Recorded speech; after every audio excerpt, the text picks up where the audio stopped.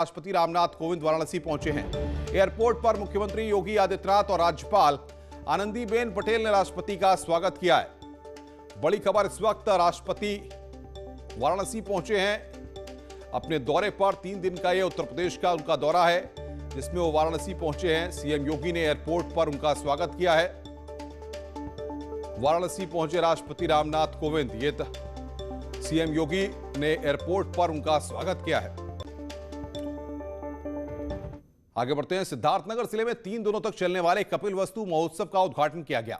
मुख्यमंत्री योगी आदित्यनाथ ने लखनऊ से वर्चुअली जुड़कर इसका उद्घाटन किया। इस मौके पर मुख्यमंत्री को काला नमक पर बनी शॉर्ट फिल्म दिखाई गई।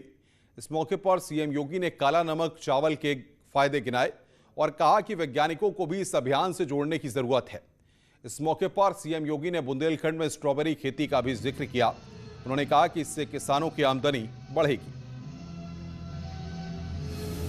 काला नमक चावल आज जितना देश और दुनिया में ओडीओपी योजना के आने के बाद ये विख्यात हुआ है, इसका इतिहास उतना ही प्राचीन भी है। यानी 2600-2700 वर्षों से तो जनपद सिद्धार्थनगर से ही इसका संबंध है।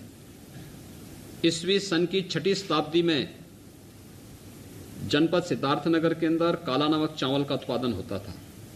उस समय आबादी कम थी, कृषि का क्षेत्रफल ज्यादा था, तो स्वाभाविक रूप से कम उत्पादन में लोग संतोष कर लेते थे।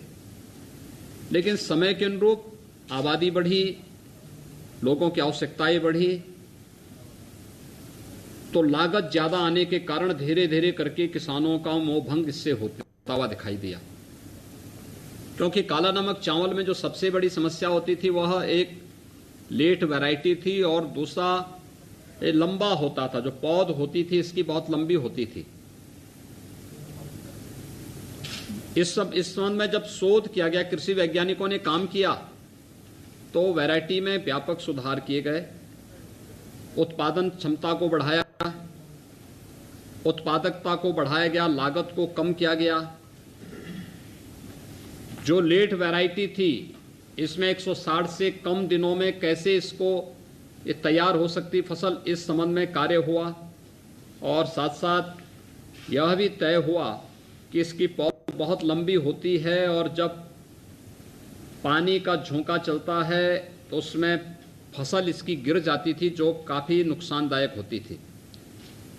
इसमें काफ़ी सफलता मिली है और आज इसका परिणाम है कि फिर से, यानी अगर हम काला नमक चावल के इतिहास के बारे में देखेंगे तो आज़ादी के पहले के बारे में ये मान्यता है कि जनपद सिद्धार्थनगर और उसके आसपास के क्षेत्रों में 22,000 हेक्टेयर में ये फसल पैदा की जाती थी।